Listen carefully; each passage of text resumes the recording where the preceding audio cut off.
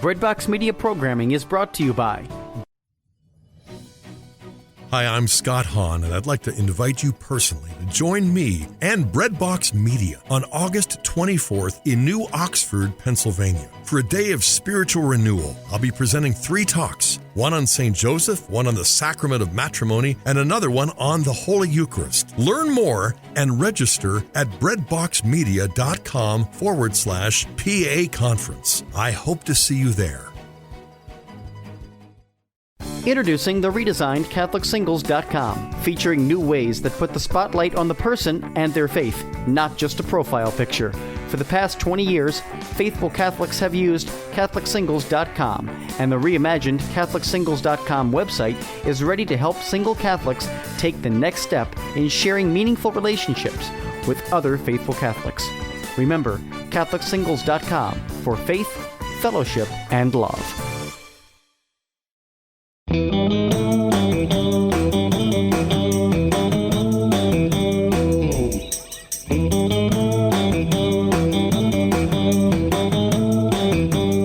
Well, hey everyone, and welcome back to another episode of Lisa, Hendey, and Friends. So happy to be back behind the podcast mic today and joined by someone who is filled with the Spirit, filled with creativity, and filled with wonderful artistic talent. Joining me today is Katie Broussard, and Katie is an artist, an educator, and the illustrator of a great new children's book called Audacious, Ignatius, which is, not surprisingly, about the life of St. Ignatius of Loyola. Katie loves creating illustrations for stories that are inspiring for kids and parents, and she also loves encouraging people of all ages in their creative pursuits. Really happy to have her on the show today. Welcome, Katie Broussard. Hi, Lisa. Thanks for having me. Oh, it's a real treat. And people who listen to the podcast regularly know that I often have a favorite question that I start off with, where I ask my guests just to share a little bit more about your story. So, Katie, before we dive into talking about the book, tell us a little bit more about your story, just who you are and where you're at in your faith journey right now. Sure. So, like you said, I love art, but I actually came to art through my background as a high school science teacher. Which is a funny segue. Yeah, that's not how everyone comes to art, right? No.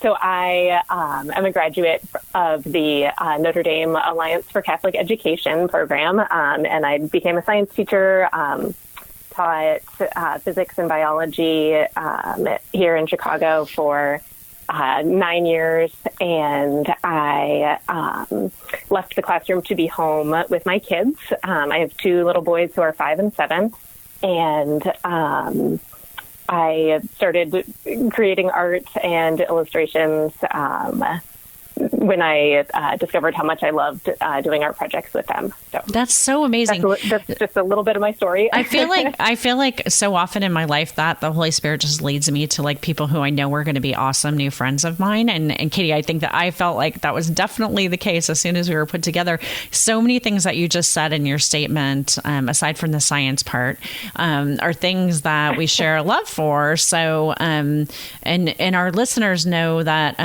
ACE, the Alliance for Catholic Education at Notre Dame, is a cause that's very near and dear to my heart.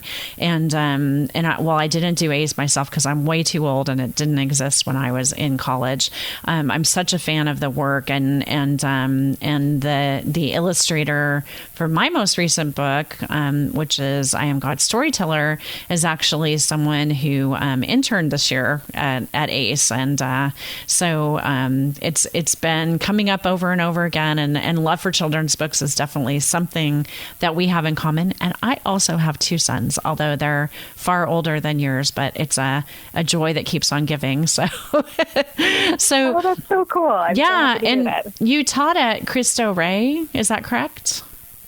I did, yes. I taught at Cristo Rey in Chicago. So that kind of plays into this a little bit because maybe people might not know about Cristo Rey. So why don't you tell us a little bit more about that institution, and that'll help us get more into the conversation about the book.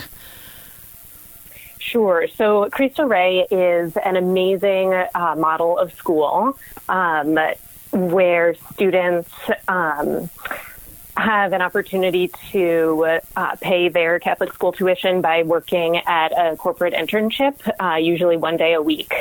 So 4 or 5 students will share a corporate internship, and they'll each have a day where they go and work, and they're jobs that you typically wouldn't be able to get as a high school student, working at a bank or a law firm or something like that. So it's really an amazing education, both in the classroom and the education that you get on the job. Students have an amazing resume by the time they graduate from high school, that's which is phenomenal. pretty cool. And I loved working there. It was a wonderful community and really inspiring. So did you go directly there from ACE directly into Cristo Rey? I did, yeah. I actually did ACE in LA. I taught at Cantwell Sacred Heart of Mary High School, and I found out about Verbum Dei High School. Are you familiar? Yes. I live in LA now, so yeah. Cool, yeah. So kind of found out about the network of Cristo Rey schools that way. But I was headed to Chicago, so ended up at Cristo Rey Chicago. Fantastic. And I have to ask about the science teacher thing, because I'm like the person who I had my one little year of chemistry in high school, and then I took what we lovingly in college called Rocks for Jocks, which was like me and the football team. I'm so lame at any science. Were you a science major in school, or did you just gravitate towards science in teaching? I did. So, again, with having diverse interests, I majored in biology and theology when I was in college. I love that. It makes sense. It makes sense. I might have been the only one. No, it's awesome. And that's so great. So it's kind of like God was giving you all the skills that you would need to do exactly what you've done recently, which is to put together this amazing book. So tell us, how did Audacious Ignatius come about? So the short answer is that my brother and I, my brother is the author of the book, Paul Mitchell. He and I both taught at Jesuit schools. I was at Cristo Rey, and he was at a school called Chicago Jesuit Academy, which is a middle school. And we both had left the classroom to be home with our kids. He's a stay-at-home dad. And while we were together and taking care of the kids, we talked about this project.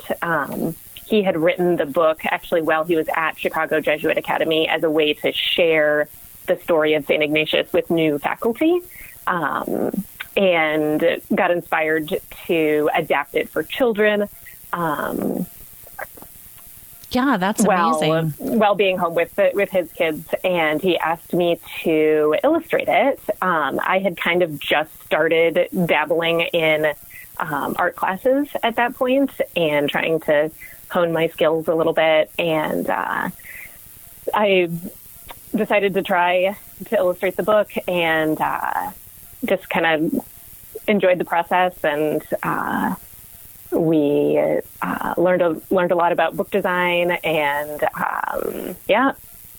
And I guess that wasn't really a short answer. No, but that's great. And so first of all, I have to ask, what was it like to work with your brother? Because that can be, I'm the oldest of 5, so I have wonderful brothers that I love, but the creative process can also be, it can be really wonderful and fulfilling, and it can also be challenging. So were there any difficulties in that, or was it just smooth sailing and all went well? Well, it's funny. We have actually been talking about doing this together since we were kids. Wow. We just kind of knew. Paul has liked to write for a long time. I liked to draw even when I was younger. So we have always kind of said, someday we're going to do that. And so, when we were working on this book, we were like, all right, well, this is our time. So there definitely were challenges, but I think we kind of had a sense of, this is something that we want to share. And, we've always known that we were going to do this. So, of course, we're doing this. And I think that giving and receiving feedback is definitely a challenge. It can be hard to give and receive, especially critical feedback. But I think we grew through the process of doing that. And my brother was even reflecting the other day that when we were in high school, we used to kind of edit each other's writing for English class. And he was like, I think that's kind of where we learned how to do this, how to help each other with feedback. So am I allowed to ask which sibling is the elder? I'm the oldest. Okay. That's funny. I always have this ongoing conversation with my younger sister about, being the oldest and what that means in terms of your relationship with everybody else. So I just wondered, that's so cool. And are you the oldest also?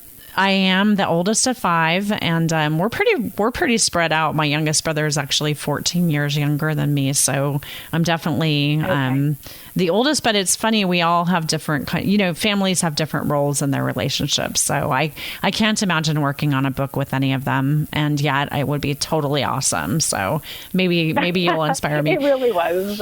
The path to publishing the book was a little bit different, right? And tell me about your publication process and the press that is the publisher for it.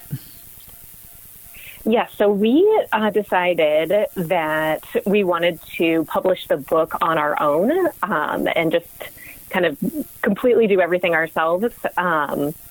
So we did the writing and illustrating, of course, but also the book design. I learned a lot about how to use software for book layout, and we found a printer here in Chicago that was able to print the books, and we started a company called Corday Press to distribute the books. So we really just kind of did everything ourselves.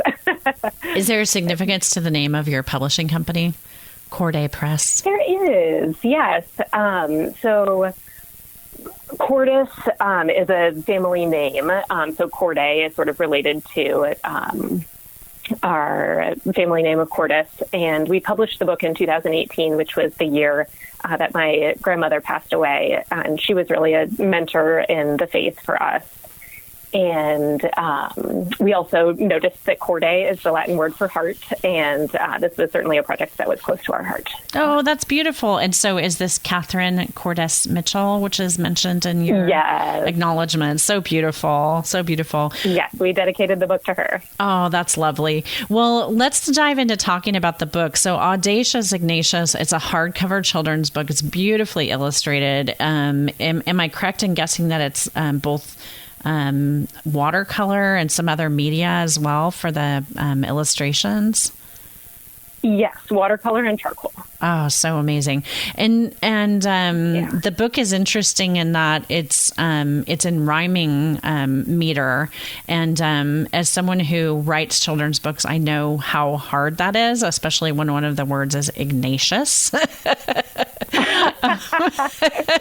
But you guys seem to have a great time with the prose on making everything rhyme, and I can't believe how many words actually rhyme with Ignatius. So that's so kudos on that. That's all Paul. I give him all the credit for that.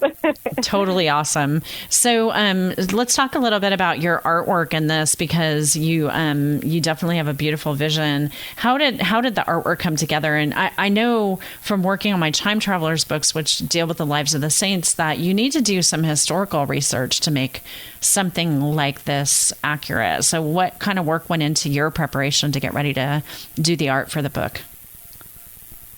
Oh, that's a great question. So definitely looking at portraits that have been done of St. Ignatius, just kind of seeing what he looked like, and researching to some extent what the churches and places looked like where he was, and the books that he read during his conversion, and the crest of the Loyola family, and different things like that. Oh, fun. You have some fun with it, too. I mean, there's not just St. Ignatius, but there are a couple of other saints in here, too. So we see Joan of Arc and we see St. Patrick, which are two of my favorites. And I really love, there's one particular page where you talk about his prayer life, and he's actually in a church, and the stained glass window windows that are there depict the Holy Family. Were there any kind of places that inspired you, whether it was churches that you've been to or just different scenes that are in your everyday life that made their way into the book? Oh, great question. So the scene that you're talking about with the stained glass window, I was inspired for that one by a church that I have not been to, but there's a basilica in Montserrat. I think it's a basilica. Hopefully I'm saying that right, where St. Ignatius had sort of an important moment in his conversion. There's a statue of Mary there in Montserrat where he left his sword. Oh, I love that. And that's actually what you show on the very next page. Yeah. Yes. So on the next page, you can notice that his sword is at Mary's feet and he's kind of, running off to serve. So that, unfortunately, I have not had the opportunity to go to Montserrat yet, but that was just inspired by pictures that I've seen. And I have some friends that have gone on an Ignatian pilgrimage there that shared some thoughts with me about what that might have looked like. It's amazing how technology can help you with that, too. When I was doing Chime Travelers, the third book is about St. Francis of Assisi, and I've never had the blessing of going to Assisi, but I spent hours kind of like just driving around Google Earth and the satellite view, and even like going down the streets and stuff just to get a feel for what it looks like now and distances and, things that never really overtly make their way into the book, but give you a sense of being in a place. And I think particularly for children's work, when you have illustrations, that you want to evoke the spirit of it and then at the same time, leave it open to the imagination of the child too. Yes, absolutely. I never thought of doing that with Google Earth. That's a great idea. I do remember asking a couple people, though, that had been there. I was like, would the statue have been in, like right now the statue is in the basilica and it's behind glass, but I feel like it wouldn't have been behind glass during Ignatius's time, That's like a modern thing. So I asked a lot of people, do you think that statue would have been inside or outside? And ultimately I decided it would have been outside, but I just didn't know, and no one knew for sure. So there was some imagination involved. And then there's also, on the second to last page, there's like a modern day scene of different Jesuit ministries. And I had to include a picture of the chapel at Cristo Rey, the Sacred Heart Chapel. So. Oh, is that okay? I'm looking at that page right now. Is it the one on the right or the left? The one on the right that says, and as the years passed, the company grew. Yes. And I was actually I was going to comment on that page and actually the feel of the book as a whole. That one thing that's really significant to me when we're creating resources for children is that we depict the beautiful ethnic diversity of our church, and that's definitely present in this book, and particularly on that page. Oh, thank you. Yeah, that is something that's important to us as well. And we have a friend who had served in Hekima College in Nairobi, Kenya, and shared some images with me of the beautiful chapel that they have there at Hekima. So that image is from their chapel. Oh, so beautiful. So actually, when you were putting together the artwork, what was kind of your process? Did you go beginning to end, or do you work sort of like on particular images and then jump around, or how does that work? I went beginning to end, generally speaking. There were some pages that were just really hard, and I made lots of versions of some of the pages, just trying to find what was right. And so I kind of cycled back to them over and over. For example, there's a page where St. Ignatius is developing the spiritual exercises. And he says, first, know well that I'm loved, even though oh so flawed. Next, spend time with the Lord and walk where he trod. Offer all I possess, beg for my stony heart thawed, and act from a deep love, the love that is God. And I loved those words, and I loved how that related to my experience of the spiritual exercises. And I just had such a hard time figuring out how to capture that in images. And ultimately, it was an image of Ignatius in prayer and him imagining himself being baptized by John the Baptist and walking with Jesus. But it took me a really long time to get to those images. So I do not know how tall the stack is of paintings that I tried and rejected for that page, but that was not my first shot. Well, it turned out beautifully. They're fantastic. And that brings me to ask you, so in this particular format, you're doing watercolor. Are you actually, so I know some illustrators do like regular, on paper, and then take it to a digital. How did that work for you with these designs? So I started out working traditionally with watercolors, and then in order to get it into the layout program, I need to scan it. So I just scanned the images at a high resolution, and for some of them, I would combine multiple paintings together. So, for example, the page that I referenced about the spiritual exercises, that's actually 3 paintings, and I was able to combine them digitally. And, so made any edits like that I needed to, and then uploaded it into Adobe InDesign, which can then make it into a PDF for the printer. Yeah, that's amazing.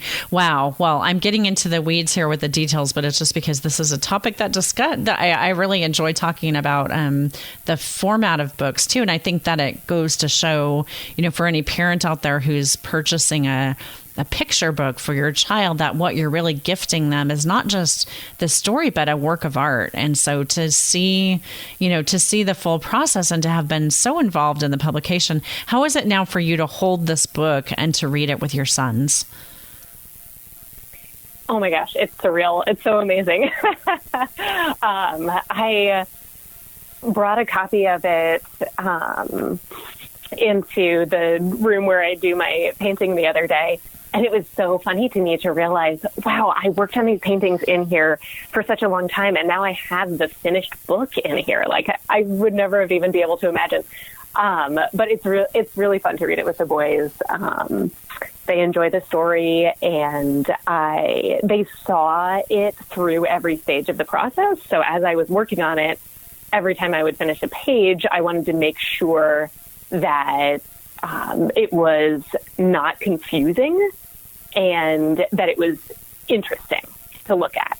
So I had a binder, and for every page that I finished painting, I would put it into a sleeve in the binder, and I sort of read them the story as it grew page by page.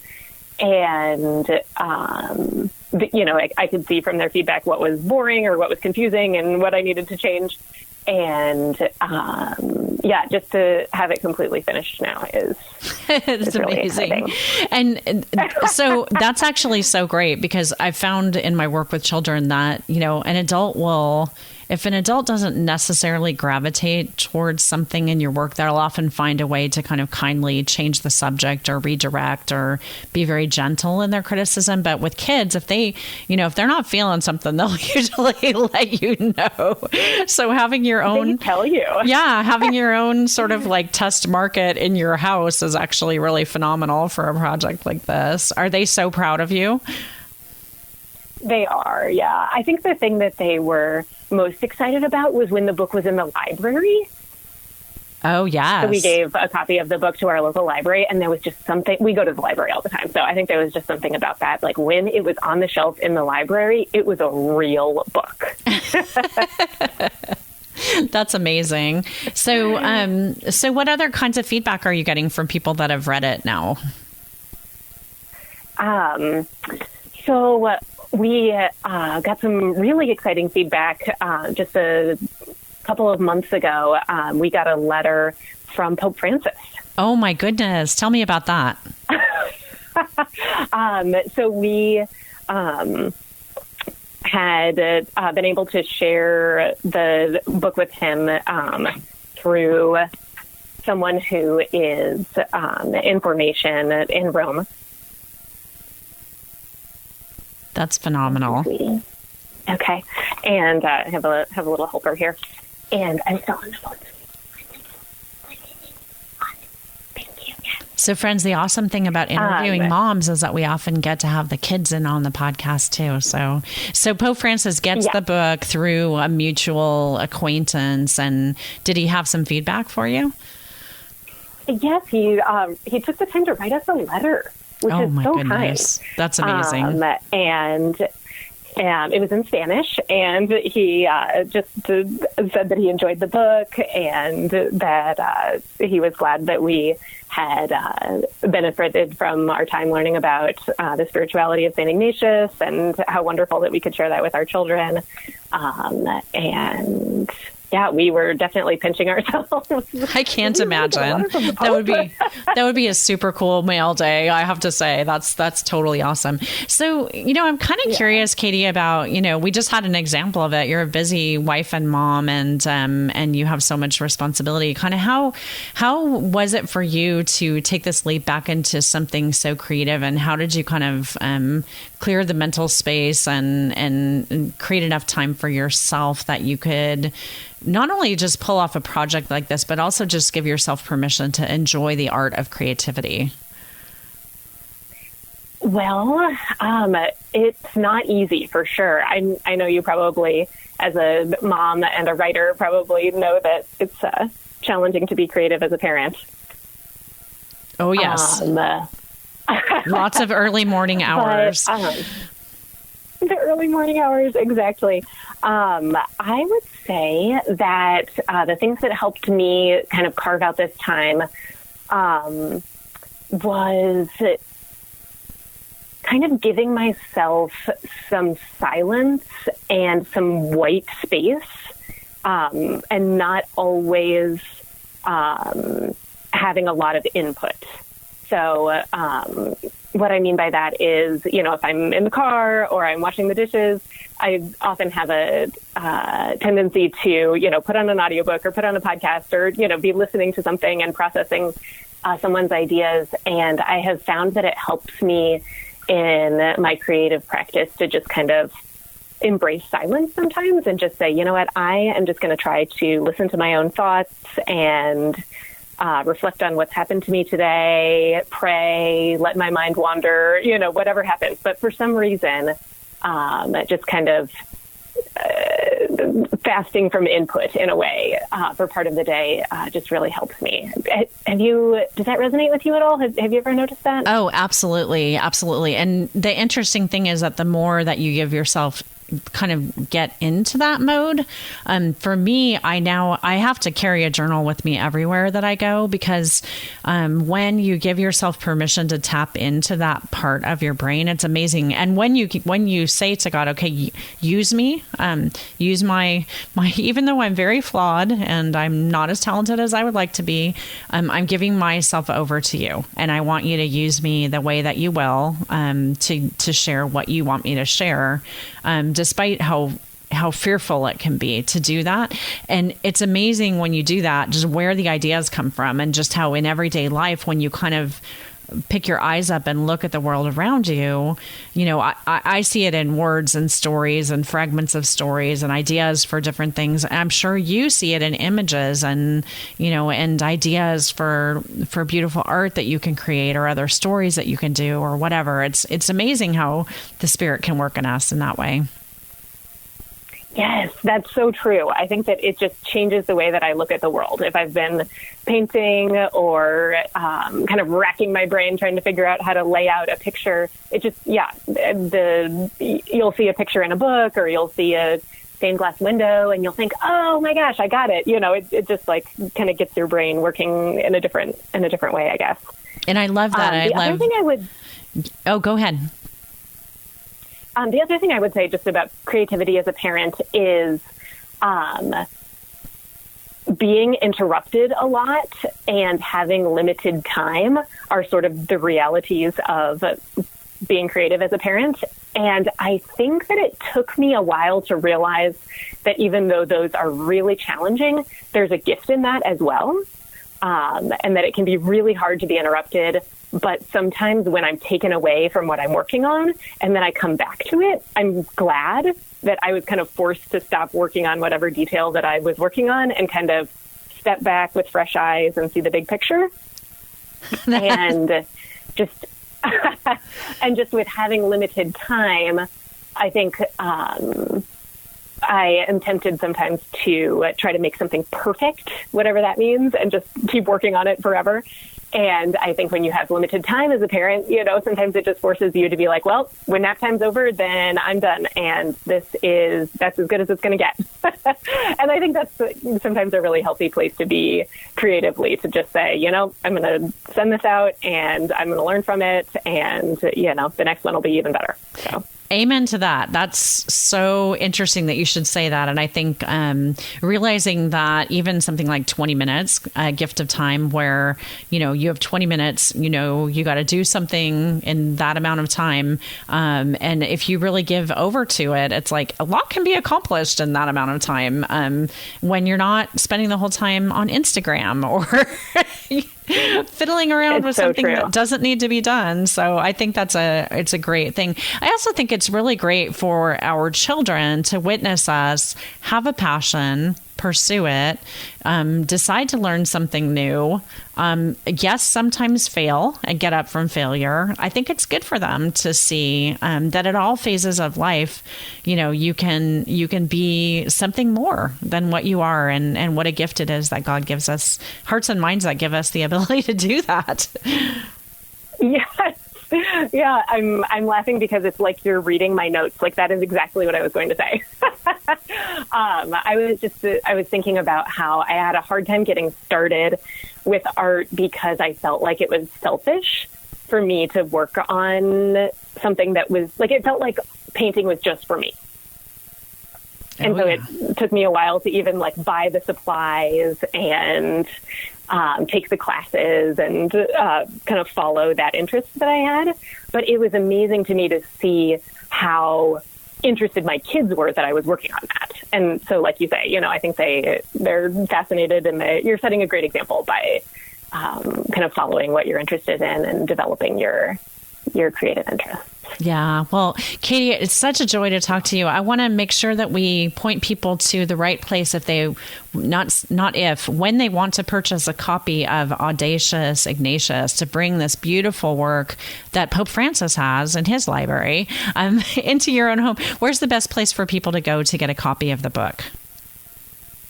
So our website is cordepress.com. That's CORDE press.com. And the book is available there. Awesome. We will have, friends, links in the show notes wherever you're listening to the podcast to get over to cordepress.com to purchase a copy of the book. And I just can't say enough about what this is one of those kind of heirloom books that will be in your home for years to come. And really is a beautiful work of art, both the prose, the hagiography, and the information on the saint, and also Katie's amazing art. You're really going to love it. So, Katie, any closing thoughts before we let you get back to those kiddos?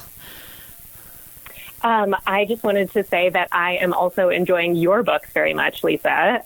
My almost second grader just finished the Magic Treehouse series, and he was trying to figure out what to read next. And so we just started reading Chime Travelers #1, The Secret of the Shamrock. And we're really enjoying it. Oh, so thank you. Well, you know what? And those books, now we're going on the 5th year of those books being out for summer reading. And it's been such a gift to see, as you will, when you go out to do school visits. And I know you've already started to do those, to be able to connect with people that read your work is just a great gift. And, working on things that are in people's homes. Now that I know I'm in your home, that just makes me so happy. So I'm so grateful to you for sharing it with them. Give them a fist bump for me. I always love I will do that. I love meeting readers. Well, Katie, I hope that we'll talk again in the future, but until then, definitely, friends, check out CatherineBroussard.com and also CordePress.com for the latest on Katie's work. You can follow her on social media. We'll have links to both the Audacious Ignatius account and also to Katie Mitchell Broussard for you to follow her on Instagram, and you'll get a great idea of the beautiful art. So, Katie, thank you so much. It's been great having you on the show. Thank you, Lisa. So fun to talk to you. Well, friends, that is it for this week's podcast. I really, really want to encourage you to go pick up this book. It will be, whether or not you have a little one directly living in your home, everybody knows a child. And so if this is a book that you donate to your parish, to your religious education program at your school, whatever it is, definitely get a copy of it, because it's definitely a beautiful way to know the spirituality of one of the tremendous spiritual fathers of our church, St. Ignatius of Loyola. Again, the name of the book is Audacious, Ignatius. Can't recommend it enough. And as I say every week when I close out, I'm so grateful to our friends at Breadbox Media being our podcast home. You can help grow the show by leaving a star rating or review for us wherever you listen, especially over iTunes. That's super helpful. Or just hit share and send the podcast to a friend today to help us spread the word about the work that we're doing.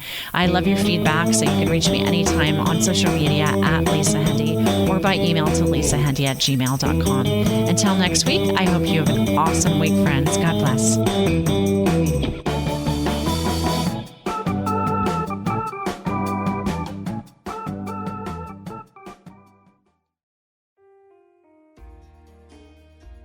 Hello, this is international Catholic singer Anna Nuzzo, inviting you to join me and Father Dan Cambra of the Marian Fathers on a select international tour's Divine Mercy pilgrimage to Poland and the Czech Republic. It takes place in September of 2019, and we would love for you to join us. For more information, go to my website, annanuzzo.com. Thank you, and God bless.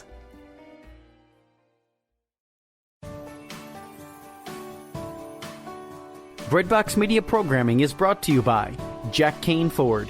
Find your next Ford Tough vehicle at caneford.com.